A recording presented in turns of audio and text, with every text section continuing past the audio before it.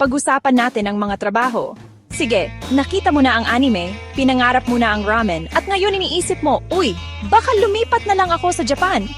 Teka muna kaibigan, bago mo i-empake ang mga gamit mo at ang buong koleksyon mo ng mga, kailangan nating pag-usapan ang talagang mahalaga, yung pambayad sa masarap na ramen at sa mga astig na gachapon toys. Ang pinag-uusapan ko ay trabaho.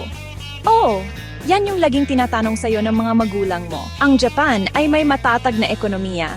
At hindi yan nangyari sa pagpapahinga lang at panunood ng cherry blossoms buong araw.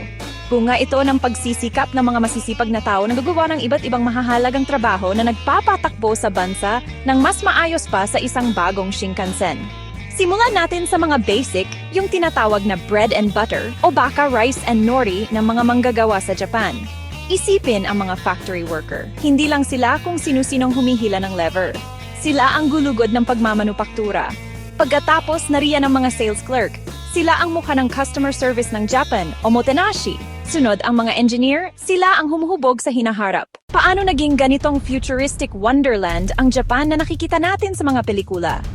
Paano naging ganitong futuristic wonderland? Tingnan mo to.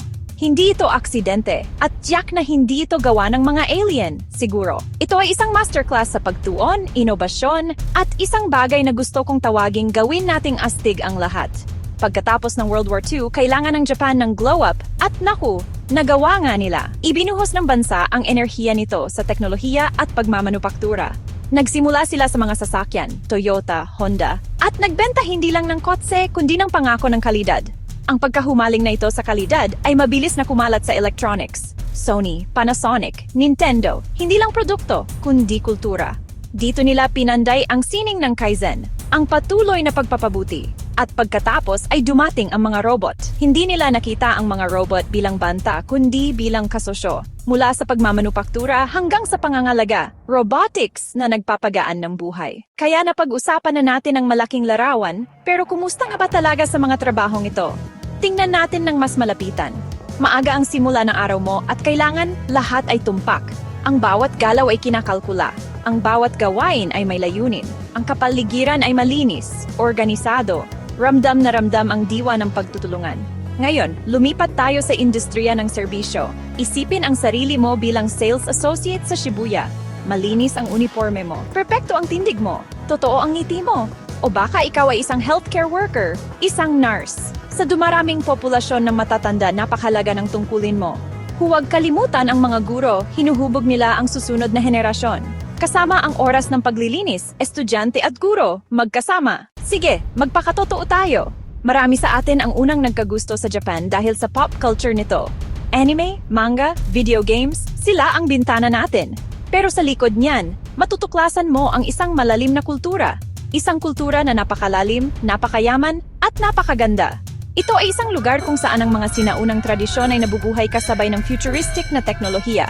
At sa paanuman, lahat ng ito ay perpektong nagkakatugma. Ito ay isang bansa na nagbibigay-pugay sa nakaraan nito habang sumusugod sa hinaharap. Isipin ang mga festival o matsuri. Hindi lang ito mga simpleng pagtitipon. Ito ay pagdiriwang ng komunidad. Nariyan ang Gion Matsuri sa Kyoto o ang Sapporo Snow Festival. At siyempre, mayroong Hanami, ang panahon ng pamumulaklak ng cherry blossom. Mayroong Ikebana, ang sining ng pag-ayos ng bulaklak. Seremonya ng Saa, ang Sado. At ang martial arts, karate, judo, kendo umiikot sa disiplina at espiritu. Isa sa mga unang napapansin ng mga tao kapag bumisita sila sa Japan ay ang pakiramdam na, wow, gumagana ang lahat. Hindi ito ilusyon. Ang kalidad ng buhay sa Japan ay palaging napapabilang sa mga pinakamahusay sa mundo. Una sa lahat ay ang kaligtasan. Ang Japan ay may isa sa pinakamababang antas ng krimen. Karaniwan nang iniiwan ng mga tao ang kanilang laptop sa mga mesa ng cafe para ireserba ang kanilang pwesto. Ang mga bata ay sumasakay ng subway papunta sa eskwelahan ng mag-isa. Susunod ay ang kalinisan. Halos isa itong pambansang obsesyon. Hindi dahil may hukbo ng tagalinis kundi dahil may pananagutan ang bawat isa.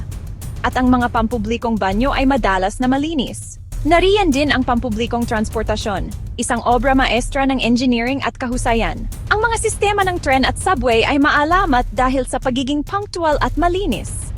Ang Shinkansen o bullet train ay kahanga-hanga sa bilis at ginhawa. Sa huli, ang maliliit na bagay ang bumubuo sa kabuuan, ang kabaitan ng mga estranghero. Ang kaginhawaan ng konbini, bukas 24/7 at may mainit na pagkain.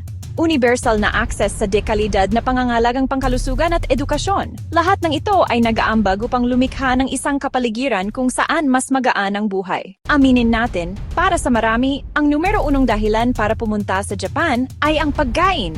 Ito ay isang paraiso ng pagkain. Bawat kainan ay isang adventure. Hindi lang ang mamagagarang restaurant na mayroon silang maraming Michelin stars. Maari kang kumain ng ramen mula sa isang maliit na animan na upuan na tindahan na pinapatakbo ng isang matandang master. O kumuha ng perpektong onigiri mula sa konbini. Masarap kahit habang nasa tren. Sariwang sangkap at masusing paghahanda. Ito ay kodawari. Dedikasyon sa perpeksyon, mga dekada ng pagsasanay. Isang ramen master na nagpapakulo ng sabaw sa loob ng 48 oras. Ito ang dedikasyon na iyong malalasahan. At tulad ng paggalang ng Japan sa tradisyon, patuloy din itong yumayakap sa teknolohiya. Mga service robot, care robots at AI na nagpapagaan ng buhay. At oo, mga high-tech na inidoro, may heated seats at bidet functions. Mga vending machine na nagbebenta ng mainit na kape, sopas, at kahit sariwang bulaklak. Automated ordering at mga unmanned convenience store. Maari kang kumain ng pagkaing inihanda sa tradisyonal na paraan at magbayad gamit lang ang iyong telepono. Tradisyon at modernidad, magkasama. Kaya napag-usapan na natin ang mga astig na trabaho, ang kultura at ang kalidad ng buhay. Ang napakataas na kalidad ng buhay at ang pagkain, lahat ng ito. Ngunit bakit napakaraming tao ang naakit sa Japan? Ang sagot ay higit pa sa isang listahan. Ito ay tungkol sa pakiramdam. Ito ang pangkalahatang vibe. Isang lipunang tila maayos na ang lahat. Paggalang sa oras, ang mga tren ay nasa oras hanggang sa segundo. Malaking atensyon sa detalye sa pagkain at produkto. At higit sa lahat, ang diwa ng pagkakaisa, ang focus sa tagumpay ng grupo. Nag-aalok ang Japan ng kombinasyon, katatagan at kasabikan, tradisyon at inobasyon. May malakas na pagkaakit ang ikigay, ang layunin sa buhay. Balanse sa pagitan ng kung saan ka magaling, kung ano ang gusto mo, kung ano ang kailangan ng mundo, at kung ano ang iyong ikabubuhay. Ito ay napaka-inspiring, isang paraan ng pamumuhay na may layunin at katuparan.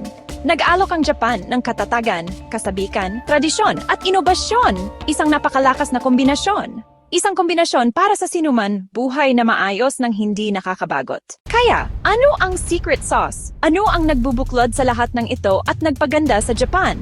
Ito ang mga tao at ang kanilang mga pinahalagahan. Disiplina, makikita sa estudyanteng naglilinis ng kanilang silid-aralan. Paggalang ang pagyuko sa isang customer. At pagkakaisa ang diwa ng pagtutulungan. Hindi ito malupit na disiplina, kundi pagpipigil sa sarili at pangako sa paggawa ng tama. At sa tren, isang schedule na sinusunod hanggang sa segundo. Ito ay pagmamalaki sa gawa at mataas na pamantayan. Kapag ginawa ng milyon-milyong tao, lumilikha ito ng isang lipunang maaasahan at mahusay. Paggalang, songkei, nakikita sa maliliit na kilos araw-araw. Mga gawi na nagpapakita ng pagmamalasakit sa kapwa at sa mga bagay-bagay. Monozukuri, ang sining at pagmamalaki sa paglikha ng mga dekalidad na bagay. Hanami, pagpapahalaga sa panandaliang kagandahan. Ang kapangyarihan ng pagkakaisa na nagbubunga ng mabilis na pagtugon at katatagan. Sa pamamagitan ng pagtutulungan, nalalampasan ang mga pagsubok at nakalilikha ng mas magandang mundo. At yan marahil ang pinaka-inspirasyonal na aral na maiaalok ng Japan.